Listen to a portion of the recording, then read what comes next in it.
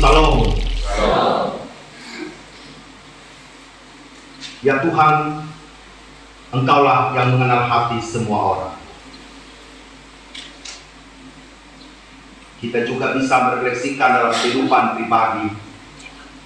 Ya Tuhan, Engkaulah yang mengenal hatiku. Bapak, Ibu, dan saudara-saudara yang terkasih dalam Kristus, Amsal dalam nas pembimbing jelas mengatakan, dari dalam hati terpancar kehidupan. Oleh karena itu Amsal mengatakan, jagalah itu dalam segala kewaspadaan.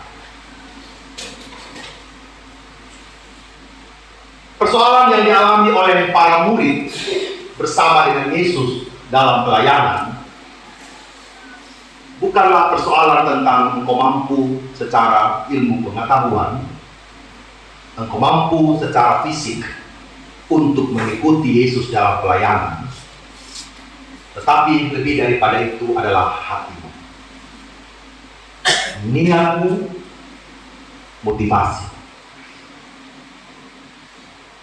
Kita ingat ketika 5.000 orang mau dikasih makan, kelaparan.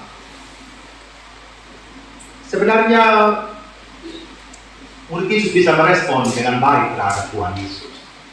Tetapi murid-murid memang ini niatnya memang ya sudah tidak mau repot. Jadi ketika ada yang lapar, mereka bilang sama Tuhan Yesus, pergi saja ke kota, atau dekat juga, suruh raja makan sendiri. Dimulai dengan hati yang sudah tidak mau repot dengan segala macam hal yang sedang dialami pada saat pelayanan. Seharusnya mereka kuat secara fisik, punya pikiran, cari jalan keluar bagaimana. Kita ingat juga bagaimana ketika bergumul di Taman Getsemani. Tuhan Yesus datang mengajak mereka, please, tolong berjaga-jaga. Tapi rasa-rasanya juga hati memang ingin tidur. Ya. Kalau memang niat apapun itu, ya kita lewat. Bapak Mama, zaman COVID, saya ingat persis 2 tahun lebih melayani pemakaman COVID ini. Awal-awal itu, kan orang sering cerita, ini saya kasih tahu. Di Gelo 3 itu bilang, di menurun di sosial itu, Pak tadi keramat ya, ada peti mati yang jatuh, ada segala macam yang lewat. Malam pertama saya undang satu teman, tolong sama-sama. Ya. Pokoknya saya kontak jam berapa bersama-sama dengan saya. Malam kedua cari teman lagi, Om Ari kadang-kadang. Tapi saya pikir kalau tiap malam terus bangun orang, tidak jadi. Ya. Malam ketiga Bapak Mama jam 1 pagi, jam 2 pagi telepon, sudah saya bawa motor, saya bilang, kau datang saya tabrak, saya bilang. Sampai yang datang, saya tabrak saja. Ya, apa pun yang terjadi. Ya. Sampai di rumah sakit umum, kamar mandi ini kan di pojok dan sepi Bapak Mama dekat kamar mandi. Ini saya bayangkan saya buka di baju ini COVID ini, tiba-tiba ada yang langsung gitu kan ya. Saya bayangkan setiap mau buka baju lihat kiri kanan. Ini bagaimana ini saya bilang begitu ya. Ini kalau tidak kunci ini kamar mandi sesuai dari dokter datang, bukan kan bahaya kan? Nah, sekarang kunci sudah. Ini ruang ganti dokter juga ganti di situ, kita ganti di situ juga, pokoknya sudah. Antara kecepatan tinggi dan ada orang juga yang punya kecepatan tinggi gitu lah ya. Bapak Mama, ini kalau tidak ada niat di hati yang benar-benar mau tolong ya, saya bilang, saya tidak mau lakukan pekerjaan. Tidak gampang ternyata. Waktu pelatihan sangat senang gitu ya. Pelatihan pemakaman COVID. Bagi saya tidak akan ada yang meninggal di Sumba. Itu pemahaman ketika bulan Maret itu. Bulan April langsung ada yang meninggal. Mei, Juni dan seterusnya. Saya percaya kalau tidak ada niat di hati untuk melayani, saya juga tidak akan bersedia mengangkat dia. Pergi. Awalnya yang ikut pemakaman itu Bapak Ibu pelatihan pendeta 10 orang Bapak Mama. Dalam perjalanan mundur satu-satu. Alasannya ada yang darah tinggi. Ya, ada yang sesak nafas gitu ya. Jadi ujung tinggal saya dengan pendeta Herlina dan Narsari di ujung-ujungnya sudah itu. Dan ibu-ibu ini mereka tidak mau melayani di malam hari. Pokoknya jam 8 ke atas sampai jam 6 pagi pendeta update. Jadi Bapak Mama, bayangkan saya baru pulang dari Bukit Seroja di Penumpahan, baru turun saya punya kaki di tangga mobil, langsung telepon, Pak Pendeta, ada yang meninggal. Langsung dengan pakaian itu bawa gas di sana. Pernah di pagi hari, jam 6, jam 4, tunggu jenazah, sudah meninggal, kasih mandi. Saya bilang, saya pulang bisa perawat, Pak Pendeta jangan pulang. Ini 2 orang ini terlambat. Saya pulang di rumah. Saya baru makan di sepuluh, baru begini Bapak, itu betul. Baru begini, Pak Pendeta sudah meninggal. Saya makan cepat-cepat balik. Saya yakin bisa pulang, Pak Pendeta tidak balik Pak Pendeta. Tapi saya tidak juga kembali lagi, meninggal biasa. Pelayanan ini bukan soal kita apa pengetahuan kita tinggi rendah atau bagaimana. Visi kita kuat atau tidak kuat? Tidak kuat kan? Ya. Kita juga ini kena pernah waktu itu Bapak Ibu sudah kebaktian, kita sudah kenangkan begini. Perawat tarik sama saya di belakang, Pak Men, belum pemeriksaan di jenazah ini. Dia COVID atau tidak? Bayangkan Bapak Mama. Maksudnya dia masih COVID nggak gitu? Bapak Mama ini peti sudah tutup, saya kena tarik tidur siang sudah di belakang. Bilang alasan mau keluar, Pak Pendeta masih makan. Kapan saya minta makan sebenarnya begitu kan ya? Sudah, buka itu peti lagi Pak Mama, tes ulang ke sana. Ya, dengan semua drama. Ya. Ini apa yang kita? Mau melayani atau tidak? Ya. Saya bilang begini, bukan saya kurang uang, juga saya pergi di sana, itu tidak Pak Mama. Pak Mama itu harus cukup makan sama saya gitu kan? Bukan jadi uang COVID kayak gitu. Ada juga yang dialami, sementara mau kubur orang, jam 3 pagi, datang keluarga bawa parang. Berarti ada yang kubur di atas 08 kan dari parang, dia bilang begitu. Ya saya keder juga Bapak ya, begitu kan saya keder juga gitu ya. Tapi di perawat satu, badan kecil anak, parang saya lawan, saya bangkitkan kan begitu kan ya. Usin betul Usin, tidak saya lawan dia bilang begitu Usin. Saya bangkitkan, saya kan mau dia tenang aja dia bilang begitu. Jadi tidak ada petugas keamanan, kami berdua saja menghadapi parangnya dari orang dari sana. Jangan sebut merek gitu. Nanti bahaya gitu kan ya, orang dari sana ya. Parang Bapak. Tapi ini Ibu perawat ini, gitu. Saya siap Pak, itu memang sudah pakai celana panjang di celana kerja itu ya. Saya siap Pak Pendeta pimpin, saya kita pakai. Saya bilang luar biasa nih, saya bilang. Jadi ada kubur ini, saya bilang gitu ya. Kami berdua melawan malam itu, Bapak Ibu. Bukan melawan virus, melawan tak bohong. Gitu. Tapi akhirnya kami bisa selesaikan itu persoalan. Berdua itu malam. Bapak Mama, pelayanan juga ada ancaman. Kembali kepada hati. Apa yang dialami oleh Yudas, ancamannya bukanlah apa-apa. Hati yang materialistis. Tuhan Yesus akan diingatkan sama Yudas, ingatkan, setan, iblis sudah berjaga-jaga di depan pintu. Tapi rasa-rasanya Yudas tidak mau mendengarkan suara Tuhan itu. Dia lebih mementingkan ini uang 30 keping perak, ini kayaknya lebih menggiurkan. Yudas ngomong kan, lagi ada pelayanan, dia bilang, itu uang kasih ke orang miskin, ngapain pemborosan dan segala macam. Nah, Yudas ini pura-pura aja baik begitu ya, tapi hatinya ini jauh dari kehendak komunitas. Mengikuti Yesus juga ini bukan karena benar-benar dia memahami kemesiasan dari Tuhan Yesus, tetapi lebih kepada ini tameng buat kami, tameng buat kita orang Yahudi, supaya dia melawan pemerintah Romawi. Niatnya sudah tidak beres, dan kita tahu niat sudah tidak beres. Kita mau poles bagaimanapun juga, itu akan membawa kepada kehancuran. Tidak ada bagaimana gini Bapak Mama, tidak ada celah ya buat orang yang hatinya itu dipenuhi oleh berbagai rencana-rencana yang buruk tentang kehidupan ini, kemudian dia baik-baik saja.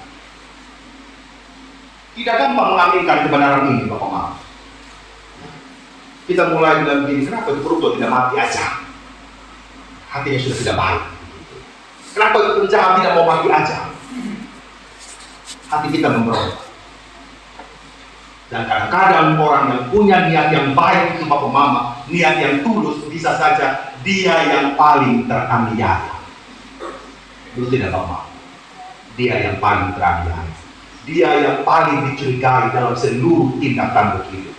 Lalu apakah kemudian segala niat yang baik lahir lewat pikiran, perkataan, dan perbuatan yang baik kemudian menjadi busuk hanya karena orang lain tidak memperlakukan kita dengan baik?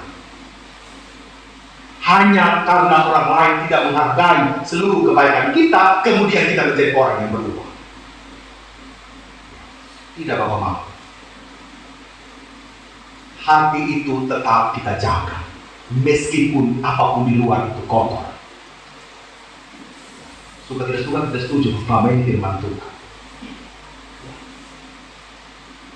Niat kita tetap harus baik, lahir lewat pikiran, perkataan, dan perbuatan kita, meskipun orang lain mengecewakan hidupnya Papa Mama.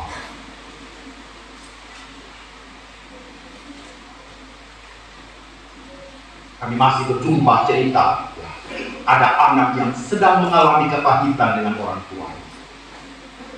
Dia bertanya sama saya, Pak Pendeta, memangnya saya tidak boleh kecewa dengan saya punya orang tua ya? Itu pertanyaan bagi saya ikut sakit Pak. Apa memang saya harus menjadi anak yang durhaka ya? Kalau memang saya kecewa dengan orang tua saya. Tapi saya bilang sama dia, tadi saya bilang, jangan sampai kekecewaanmu itu menumpuk hal yang tidak baik kepada orang tua. Kau tetap menunjukkan kebaikan, walaupun orang tuamu sangat-sangat mengecewakan. Semua kembali kepada hatimu yang harus baik. Ini pergulatan iman. Refleksi para murid ketika berkumpul, siapa yang mau menghentikan tugas? Tidak ada persoalan-persoalan lain yang paling utama. Para murid berdoa, Tuhan Engkau yang mengenal hati kami. Para murid tidak menyampaikan syarat-syarat yang lain. Para murid akhirnya memutuskan pergulatan iman mereka. Yang paling utama dalam pelayanan kita ke depan ini adalah hati yang murni. Hati yang mau untuk melayani. Hati yang mau untuk dibentuk oleh Allah. Hati yang mau untuk dikritik. Hati yang mau untuk mendengarkan orang lain. Hati yang mau untuk merendahkan diri. Itu yang dipermuli oleh komunitas kerasulan awal mula. Dan saya pikir bukanlah hal yang mudah mencari tahu, menyeleksi siapa mereka-mereka yang harus ada di dalam persekutuan. Hingga sampai mereka undi dan memutuskan Matias menggantikan Enes. Bapak, Ibu, dan saudara-saudara yang terkasih, saya dan Bapak Mama semua setiap hari dipanggil di dalam dunia pelayanan. Entah di dalam rumah tangga kita, entah di gereja kita, entah di kantor kita. Yang pertama, Tuhan melihat. Tuhan tidak hanya sekedar melihat tindakan luar kita, tetapi juga memahami niat dan perasaan yang ada di dalam hati kita. Kadang-kadang kita bisa menipu hati kita. Kalau ada orang yang lewat, selamat pagi Mama, pagi Nona, gitu kan. Balik begini, itu perempuan saya tengok sama dia sebentar tadi. Kayak dia susah keluar sama saya tadi. Keluar senyum Mama, tapi hati tidak. Itu asli atau palsu Mama? Palsu. Tapi kita katakan yang palsu itulah yang kita rayakan setiap hari. Sampai teman tadi. Baru ibu kasih sama dia, saya kasih. Baru sudah tidak mau kasih sama dia, itu tidak jadi beda Bapak. Kalau mau kasih, kasih saja. Kan itu kan lain di mulut, lain di hati kan. Betul tidak Bapak? Kira-kira jadi berkat tidak Bapak? Jadi tidak. Tidak jadi. Malah menyiksa batin. Menyiksa batin dan imanmu. Menyiksa semua ritualitasmu. Kau pergi gereja, kau pergi PA kompak, kau terima PA rumah tangga, tapi hanya terima di bibir saja sebagai ritual. Tetapi tidak nyata di dalam sikap hidupmu sebagai anak Tuhan. Ngeri Bapak. Kalau setiap hari kita mempraktekkan hal-hal yang sebenarnya Tuhan melihat hati kita. Yang Bapak Mama kalau kadang-kadang saya mencegah untuk tidur, misalnya Bapak Mama telepon Pak Pendeta ada yang sakit, saya istirahat. Ya karena memang saya istirahat Bapak Mama. Saya juga tidak bisa pura-pura kuat, tentu tidak Bapak Mama. Saya tetap mendengarkan dia ada yang sakit, tapi saya istirahat dulu sedikit, baru saja.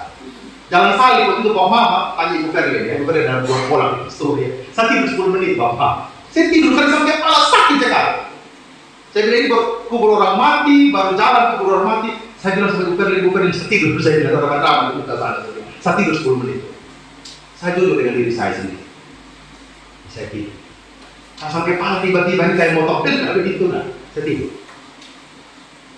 Saya yang mau jujur dengan diri saya sendiri Pak Mama toh. Bapak Mama bilang, hai Pak Pendeta kita ada jalan dia tidur. Ya tidak apa-apa lah, saya terima toh, kan kritik juga buat saya. Kadang-kadang Bapak Mama, kepalsuan itulah yang kadang-kadang kita rayakan. Tapi apa dikata, Tuhan melihat kita punya hati. Hal yang kedua, kemurnian hati. Tuhan menginginkan kemurnian hati dari kita, bukan hanya saja tindakan yang baik. Dan kemurnian hati ini tidak jadi satu hari. Tidak jadi satu hari. Dia harus diproses berulang-ulang kali. Datang ke gereja bukanlah hari ini memang jadi. Kadang-kadang saya tahu itu niat malas itu tumbuh di dalam hati kita. Tetapi Tuhan memurnikan setiap hari. Bahwa saya datang melayani di gereja benar-benar untuk memuliakan Tuhan. Apakah gampang? Tidak gampang. Kami yang berdiri di mimbar juga ini, Bapak Mama bukan langsung sekolah teologi langsung jadi, tidak Bapak Mama. Kami harus berhubungan dengan tabiat-tabiat buruk kami. Kami harus berhubungan dengan seluruh niat-niat kami yang tidak baik di hati. Sebentar Nona mahasiswa memperkenalkan diri.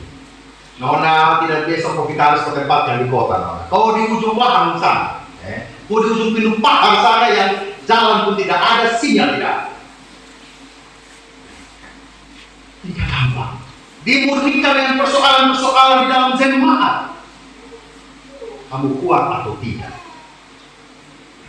Semua kita, sebagai majelis jemaat, sebagai mugar, anggota paduan suara, vokal grup, semua diuji engkau tidak dalam pelayanan. Jangan-jangan engkau sudah semangat melayani kritik, ini suara paras juga mau menyanyi. Bagaimana mencatat dan komisi pembangunan ya? Karena kritik tidak ada orang yang pada melayani. Oh orang puji mau pekerjaan, oh tidak. Orang tetap kritik. Lalu kemudian niat baik untuk melayani, kemudian engkau harus apa istilahnya padamkan atau semakin berkobar. Betul tidak Bapak? Lalu kau punya niat dalam hati, kau janji dengan Tuhan, Tuhan terima kasih kau sudah mengangkat saya untuk pelayanan hanya karena orang kritik, hanya karena orang tidak suka, kemudian kau mengatakan, sudah kasih yang lain saja melayani. Biar kita lihat sama dia juga. Bisa Bapak ngomong begitu, bisa. Tapi kita tidak bertumbuh, betul tidak Bapak? Kita tidak bertumbuh. Kita akan menjadi anak-anak terus. Ini ngomong gak berdiri di Bapak ya. Itu saja, ada orang marah ini kita juga disalib gitu ya. Saya tidak kuat juga gitu. Tidak kuat juga. Bukan medannya yang tidak kuat, menghadapi perasaan saya sendiri. Tidak gampang. Dan Pak Mama mengerti itu, tahu itu ya. Ibu sekolah minggu tahu, ngajak anak-anak datang ke sekolah minggu juga bukan hal yang mudah. diingatkan, dikasih tahu di komsel dan semua. Tetapi Bapak Ibu, Tuhan membutuhkan kemurnian hati dari kita. Yang ketiga, keintiman dengan Tuhan. Para murid tidak ngomong kepada siapa-siapa. Mereka katakan, ya Tuhan, Engkaulah yang mengenal hati semua orang. Mereka lapor sama Tuhan, supaya Tuhan saja yang memberikan hati yang murni, hati yang mau melayani, hati yang mau dibentuk oleh Tuhan. Bapak Ibu, jika hari ini saya dan Papa Mama semua sedang bergumul tentang hati yang murni, hati yang tulus dalam keluarga, dalam melayani, dalam bekerja. Sekarang PNS juga ini, kalau lembur, tidak ada uang lembur, Mama. Gitu kan ya, semua kerja sukarela. Semua itu dibentuk oleh Tuhan. Jangan takut. Tuhan selalu menyertakan dengan seluruh berkat-berkat Tuhan pada setiap apa yang menjadi niat kita. Ya mungkin kalau kita kasih beras ke tetangga hari ini, kita habis beras 1 kilo, betul tidak Bapak? Jadi sampai beras 5 kilo, dia datang minta lagi sama saya. Kasih 2 kilo, 3 kilo. Ini makan siang, makan malam bagaimana? Bapak Mama rasa-rasanya Tuhan jauh lebih besar dari apapun toh, amin. Kiranya Tuhan menolong saya dan Papa Mama semua untuk semakin ada dalam keintiman dengan Allah. Amin untuk firman Tuhan. Mari kita